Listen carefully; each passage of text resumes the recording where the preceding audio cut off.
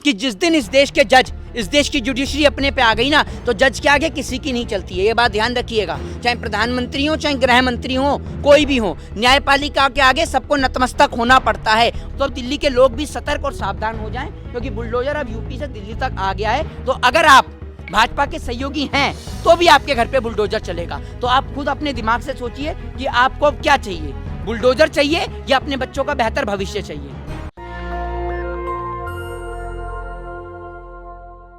स्वागत है आपका नेशन दस्तक में। मैं हूं आपके साथ फरीन सैफी।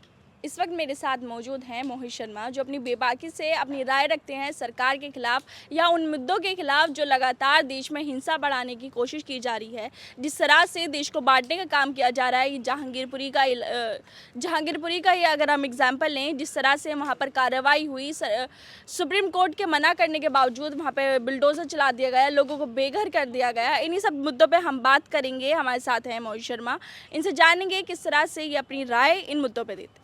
देखिए, सुप्रीम कोर्ट के मना करने के बावजूद जिस तरीके से देश की राजधानी में बुलडोजर चला है, ये साफ दर्शाता है कि देश की सरकार अब कोर्ट और न्यायपालिका के जजमेंट से भी नहीं डरती है। और जिस तरीके से आप ये देख रहे थे कि भैया एक जो ड्रामा शुरू कर रखा था जिसमें कहते थे ये लोग कि हिंदू खतरे में, हिंदू खतरे में, अब हिंदुओं के घर भी खतरे में हैं। मैं आपको जहांगीरपुरी की आज की घटना बता दूँ, जहाँ पर एक हिंदू परिवार के हैं गुप्ता जी, उनकी दुकान पर बुलडोजर चला दिया और वो कह रहे हैं कि मेरे पास पूरे कागज़ हैं। और इसको लेकर एक नेता ने जो है वो एक ट्वीट भी करा, एक टिप्पणी भी करी है कि लगेगी आग तो आएंगे घर सभी जत में। यहाँ पर सिर्फ हमारा ही घर थोड़ी है। तो वही वाली कहानी है कि आज हम एक पिंजरे में कैद मुर्गे की तरह हैं। जिस मुर्गे को बाहर निकाला जा रहा है सिर्फ वही चिल्ला रहा है। इसका मतलब ये नहीं कि बाकी के मुर्गों को नहीं काटा जाएगा, सबको मारा जाएगा, सबको पीटा जाएगा। नंबर सबका आएगा इस भाजपा की लिस्ट में, नाम सबका है, किसी का पहले है तो किसी का बाद में है। तो आप देख लीजिए कि बुलडोजर चल रहा है तो हिंदुओं के घरों पर भी चल रहा है बुलडोजर। तो काय बात का हिंदू सुरक्षित है क्या? आप एक सुनिए मेरी बात, मेरे को लगता है कि आपका ना पत्रकारों का जो है वो बहस करने की एक गंदी आदत हो चुकी है। आप अपना मानसिक संतुलन खो चुके हैं। आप एक बात नहीं, आप एक बात बताइए, क्या भारतीय जनता पार्टी के अंदर सारे ही नेता राजा हरिश्चंद्र की छठी औलाद हैं? क्या भारतीय जनता पार्टी में कोई करप्ट नहीं है? भारतीय जनता पार्टी के सारे जितने भी लीडरों के मकान हैं वो नक्शे से बने हुए हैं? बताइए, लगाऊं मैं आरटीआई से पता चल जाएगा। पत्थर फेंकेंगे उसके घर पे तो चलेगा ही। अरे पत्थर फेंकने वालों पे क्या बुलडोजर या अवैध घर पे बता रहे हैं? और वो कह रहा है कि गुप्ता जी की मेरे पास में पूरे कागज हैं, अवैध घर पे बुलडोजर चला रहे हैं। बुलडोजर चल रहा है। अरे हाँ, गुप्ता जी हैं भैया। अच्छा। गुप्ता जी हिंदू नहीं होते हैं क्या? या फिर अब भाजपा को समर्थन देने वाले हिंदू होते हैं? अच्छा, ये बताइए। बुलडोजर चढ़ाया गया, मस्जिद के सामने चबूतरा था उसे तोड़ दिया, लेकिन थोड़ी आगे मंदिर था उसे कुछ नहीं हुआ। देखिए, मैं आपको एक बात बता दूं, ये तो मंदिर और मस्जिद सिर्फ जो है ये दंगे भड़काने के लिए किया जा रहा है। बाकी आप ये देख लीजिए, मंदिर को जो मस्जिद का चबूतरा तोड़ा गया, मंदिर का छोड़ा गया, ये एक पॉलिटिकल स्टंट है। लेकिन हिंदू का घर भी ढाया गया और मुसलमान का भी घर ढाया गया। मतलब आप ये समझ लीजिए कि शिकार सभी का किया जा रहा है। बट एक तरफा कार्रवाई होती है, अब दोनों तरफ से कार्रवाई हो रही है। नहीं, अगर दो तरफा कार्रवाई होती तो मस्जिद मंदिर दोनों का तोड़ा जाता। लेकिन मंदिर और मस्जिद जो है वो एक राजनीतिक मुद्दा है, वो एक राजनीतिक, एक पॉलिटिकल स्टंट है। आप उसको माइंड से सोचिए ना, कि आप अपने माइंड पे जोर नहीं देते हैं। आपका दिमाग सोचने की क्षमता खत्म कर चुका है बीजेपी के आगे। ये बात आप मुझे बताइए। मंदिर और मस्जिद का फर्श तोड़ा गया, ठीक है ना, उनका जो चबूतरा था उसको तोड़ा गया, लेकिन मंदिर का क्यों नहीं तोड़ा जाता? क्योंकि लोगों के नज़र में ये दिखाने के लिए कि हम जो हैं वो हिंदूवादी सरकार चला रहे हैं, हम हिंदू मुस्लिम के ये लोग दंगे कराने का पॉलिटिकल स्टंट है, आप ये समझिए। लेकिन वहाँ पर गुप्ता जी के घर पर बुलडोजर चला। बुलडोजर क्या है? बुलडोजर देश की कानून की कौन सी किताब में लिखा है, कौन सी आईपीसी कौन से सेक्शन में लिखा है?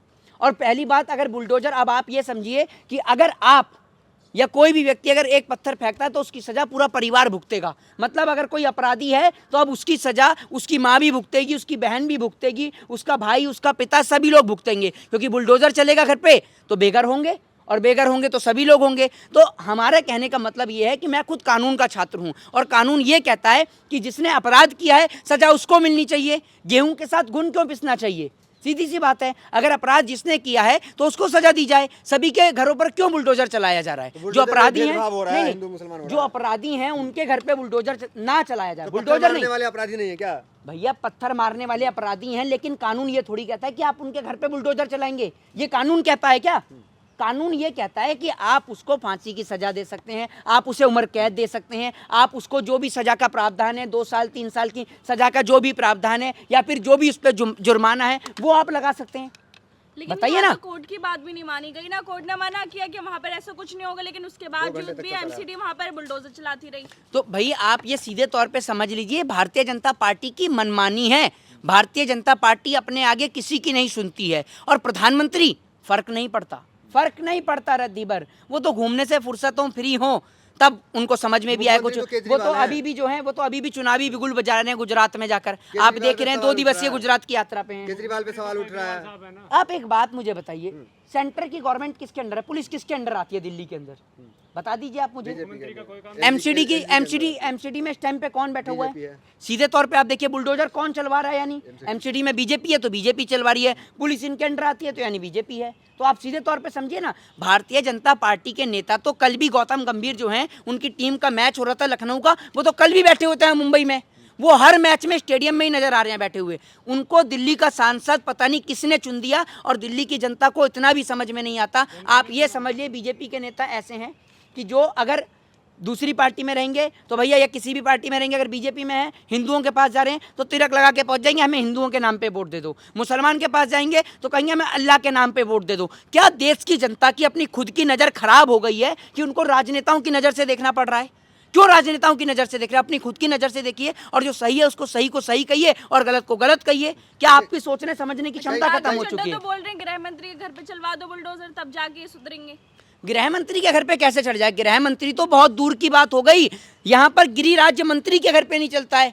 भैया आप ये देखिए, सुप्रीम कोर्ट ने उनकी जमानत को रद्द किया, अब तक उनके घर पे नहीं चल रहा है बुलडोजर। तो आप समझ लीजिए, जब गृह राज्य मंत्री के घर पे नहीं चल रहा है, टेनी के घर पे, तो आप सोच लीजिए गृह मंत्री के यहाँ कहाँ से चलेगा? आप ये कह रहे हैं कि न्यायपालिका पर सत्ता भारी है। बिल्कुल, डेफिनेटली न्यायपालिका पे सत्ता निश्चित तौर पे भारी है। लेकिन मैं आपको एक बात बता दूं कि जिस दिन इस देश के जज, इस देश की जुडिशरी अपने पे आ गई ना, तो जज के आगे किसी की नहीं चलती है। ये बात ध्यान रखिएगा, चाहे प्रधानमंत्री हो, चाहे गृह मंत्री हो, कोई भी हो, न्यायपालिका के आगे सबको नतमस्तक होना पड़ता है। और जिस दिन ये न्यायपालिका अपने एक्शन में आ गई ना, तो आप ये ध्यान रखिएगा कि गृह मंत्री हो, चाहे फिर वो प्रधानमंत्री हो, सबके खिलाफ एक निष्पक्ष कार्रवाई होगी। लेकिन यहाँ न्यायपालिका को तत्काल कोई एक्शन लेना होगा कि न्यायपालिका के कानूनों का कैसे उल्लंघन हो रहा है। मोहित शर्मा, एक तबका ऐसा भी है जो काफी खुश है कि बाबा की एंट्री दिल्ली में भी हो गई, यहाँ भी बुलडोजर बाबा चल रहे हैं।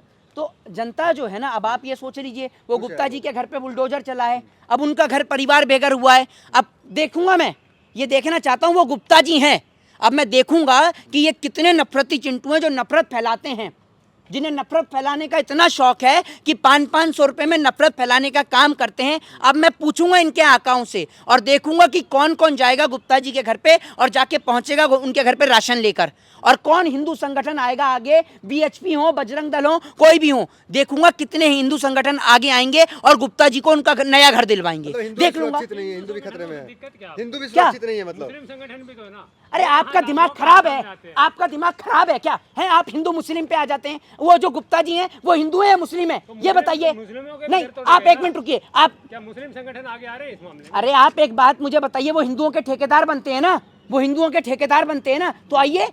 हैं, आपको बड़ी तकलीफ हुई, आपको मोदी जी के नाम से बड़ी तकलीफ होती है, बड़ी आपको जलन होती है। आप लॉजिकल पॉइंट पे जब हम बात करते हैं, आपको तकलीफ क्या है? हैं, आपकी सोचने समझने की क्षमता खत्म हो चुकी है। इस प्रकार की बहस बहुत चलती है सड़कों पर, जाके पकड़ लीजिएगा किसी को भी, कोई भी आपके सवालों का जवाब दे देगा।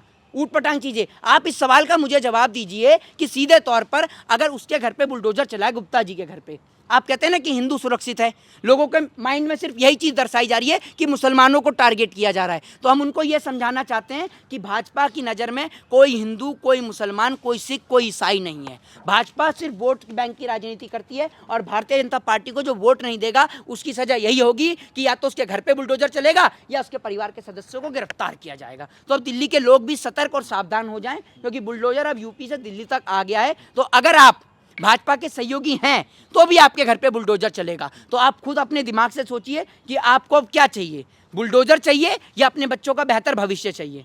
यही हाल रहा तो आगे क्या देख रहे हैं? 6 महीना 1 साल बाद क्या स्थिति सुधरेगी? 6 महीना 1 साल बाद हमारी हालत, हम श्रीलंका के पायदान पे खड़े होंगे, और उसका जिम्मेदार प्रधानमंत्री मोदी नहीं होंगे, उसकी जिम्मेदार इस देश की जनता होगी।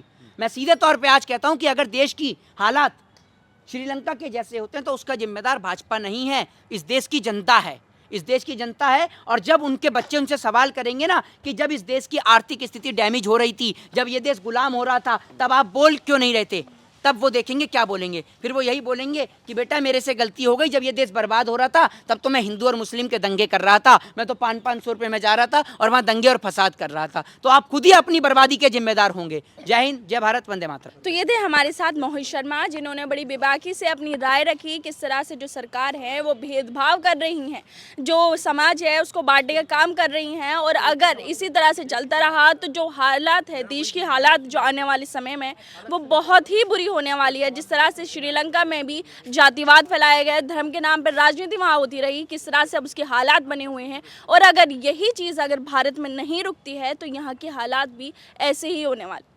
मैं फरीन सैफी, कैमरामैन मनोज के साथ, नेशनल दस्तक के लिए। नेशनल दस्तक की आपसे गुजारिश है कि अगर इसको बचाना चाहते हैं तो नेशनल दस्तक को सब्सक्राइब करने के लिए रेड कलर के सब्सक्राइब बटन को दबाएं, फिर बेल आइकन की घंटी दबाएं।